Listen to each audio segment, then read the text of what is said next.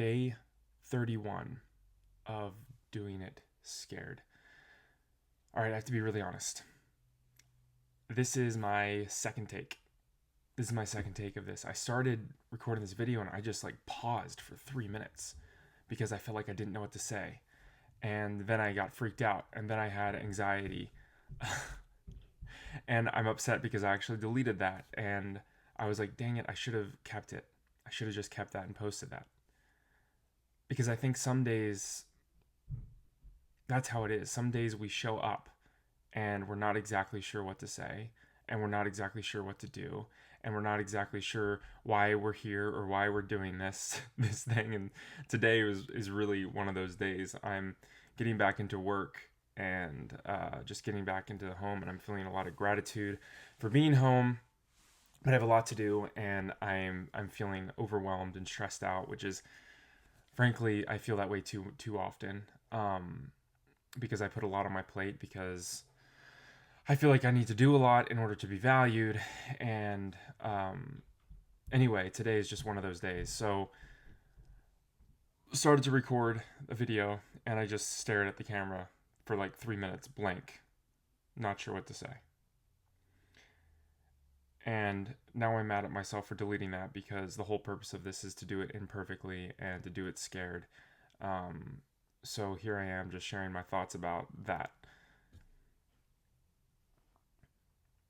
I'm not perfect. I sometimes don't know what to say. I think in a lot of ways for these 31 days, a lot of things have just kind of shown up very organically and very easily, which is amazing, because I honestly didn't think that was going to be the case. I thought there were going to be a lot more days of me just staring blankly at the camera being like, oh, what do I say?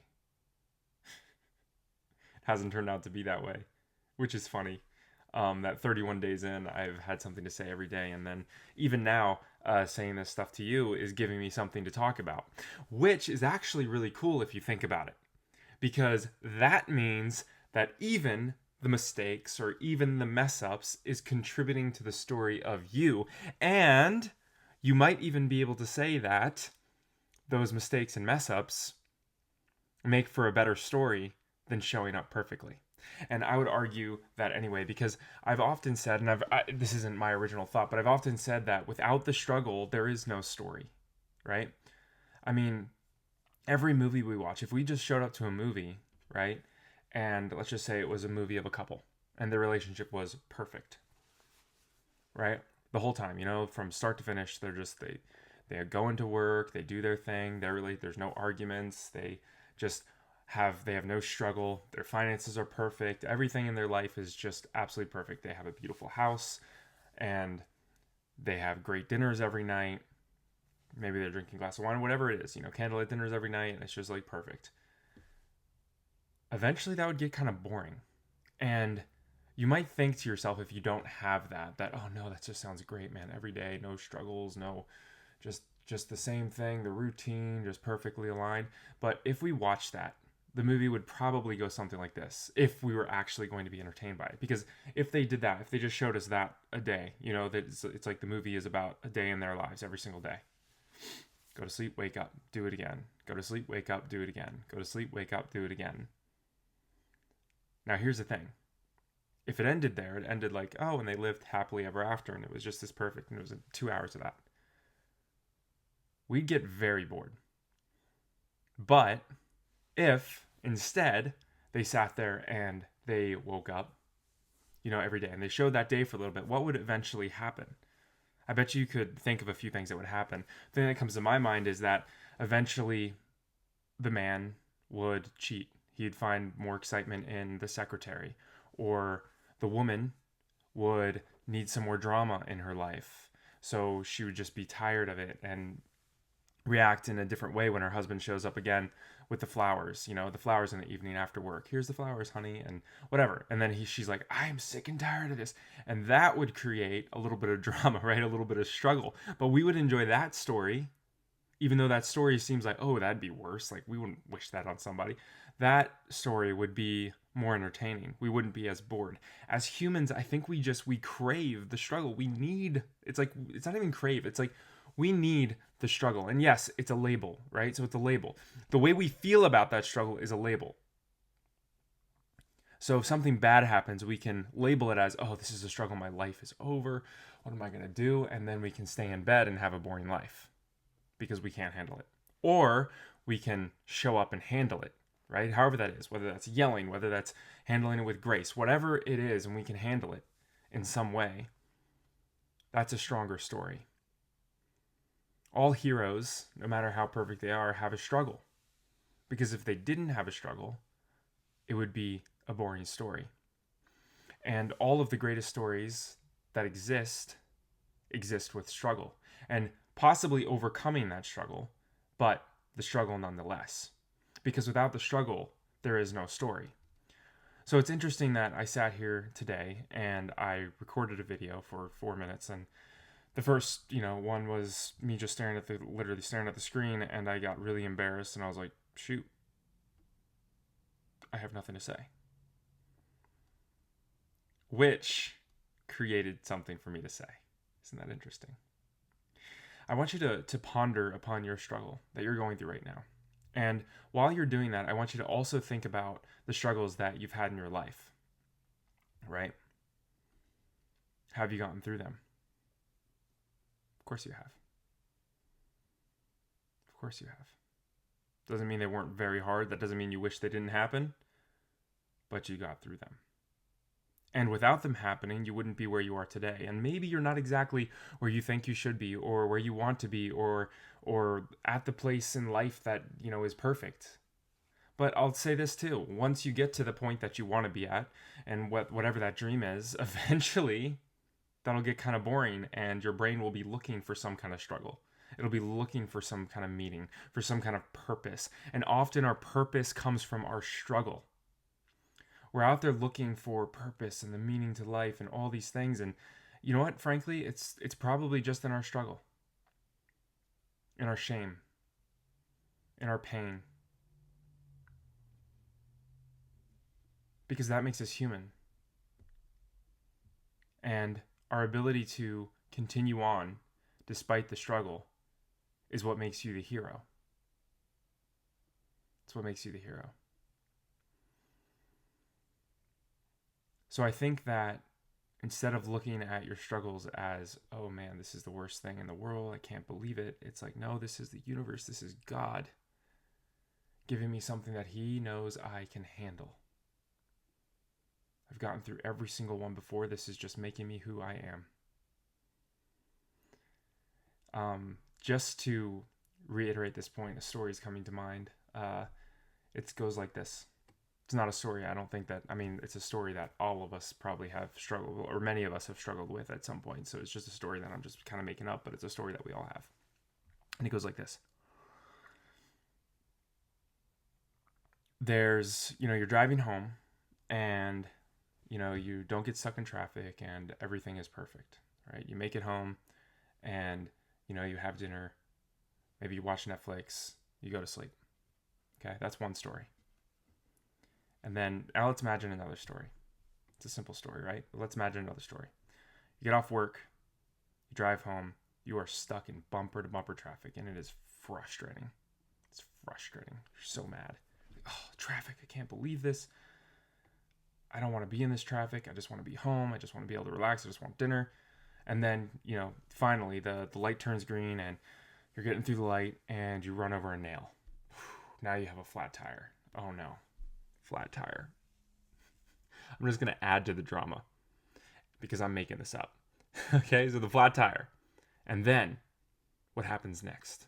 Of course, it's got to be raining. So the rain comes down. It's pouring down. You just got a flat tire. You pull over to the side of the road. There's all this traffic going by. You're like, oh, no. And you're just cursing everything. I can't believe this happens to me. Of course this happened to me. Everything bad always happens to me. This is the worst thing ever. And you go to call your significant other to tell them that you're going to be late, and your phone dies. Your phone dies. And oh man, of course it dies. Now you can't call a tow truck. Now you're stuck. You're far away from home. You don't have anywhere to go. It's pouring rain and you have to change your flat tires. So you get out of the car. You're getting soaking wet. You're struggling with the lug nuts and ding, the lug nut, the thing doesn't come off. So you're just stranded here. there's a couple interesting things that could happen. Now, I can make this story however I want to, which is kind of cool if you think about it. I can just make up the story as I go. There's a couple things that happen, but in this story, there's a lot of different things that could happen, right? There's could be a stranger that comes and helps you. There could be, who the heck knows? Any amount of things could happen. But for my story's sake, I'm just gonna do it how I want to. All right, so now your significant other's mad because guess what? You're not home on time. She doesn't know where you are. They don't know where you are. They're upset. They're trying to call you. They've called you a dozen times. You know this, so you're getting anxiety about, oh no, my significant other. They know I'm not gonna. They don't know I'm stranded here. I have no way to get home.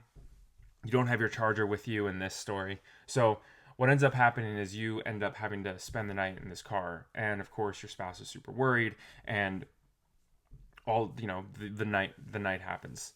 So finally it stops raining and you have to walk home, but you're let's call it I don't know 10 miles. You're 10 miles from home, so it's enough to close enough to walk.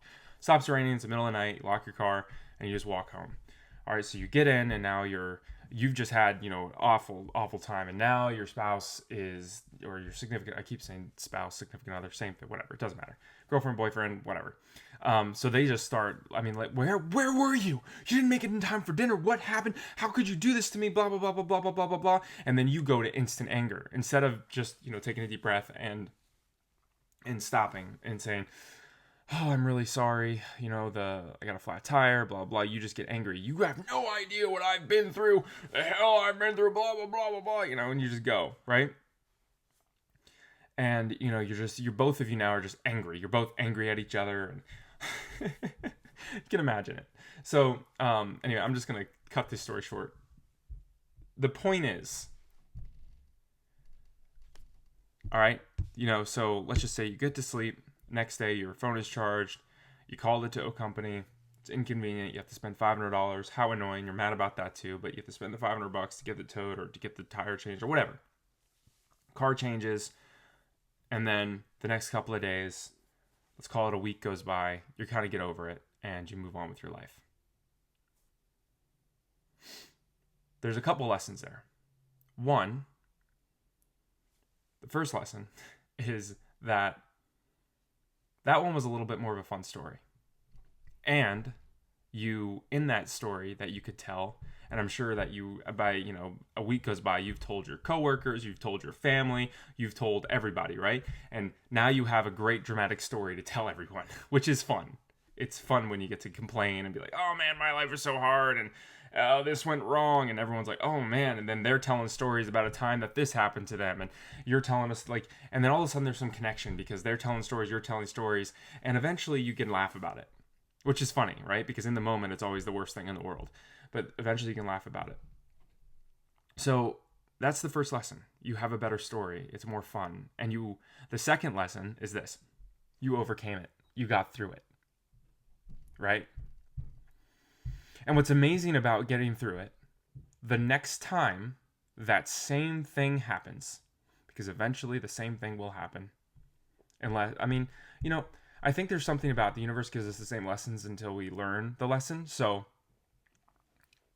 take that how you want to. But my thought is that the next time that happens, the reaction that you'll have to it will be far less. It's just like, oh, this is part of it. This is what happens. Not a big deal. Gotten through it before, I can get through it this time. And maybe you learned something, right? You learned to keep a charger in your car. You learned to have an air compressor in your car or something. You put a little kit in your car so the next time that happens, it's less dramatic, right?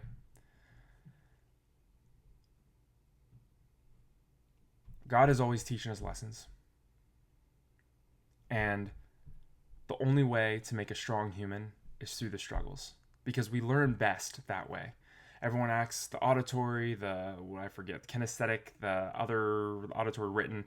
Like, there's all these different ways we learn, but the best way we learn is through our mistakes, through the hardships, through the suffering. So the next time you feel like, oh man, this is so bad, this is the worst thing that could happen, remember that you will learn, and the next time that thing comes around, you will be better equipped to handle it. And then when you're better equipped to handle it, this is where the real magic happens. You can start to help others handle it as well. Because ultimately, when I think about our purpose here, or my purpose here, it's to help others who were once in a situation that I was in, and to help them get through it a little bit more okay than I got through it. It's like, wow, yeah, I've been there. It's the point. That's why we pay coaches. That's why we have business coaches, life coach, whatever you want to call it, therapists. Like, it's because we hope that, or weight loss coaches, whatever it is. Like and even talking to our parents or older people, like they've been through it. So it's like, okay, if they can help us get through it too. I hope all of that made sense. But the real thing that is so awesome is that I didn't feel like I had anything to say. I sat and stared for 5 minutes. I deleted it, which I was a little upset about. And then I had a whole bunch of stuff to say for 16 minutes. In the struggle, you are made. In the struggle, you grow stronger. In the struggle, you have a beautiful story unfolding. In the struggle, through the struggle, you will have the opportunity to help others who eventually, inevitably, have a similar struggle. Thank you for watching. You are loved and you are enough as you are. I'm so glad to be floating on this rock with you. Have an awesome day, night, whatever it is, wherever you are, from wherever you're watching this on this beautiful planet.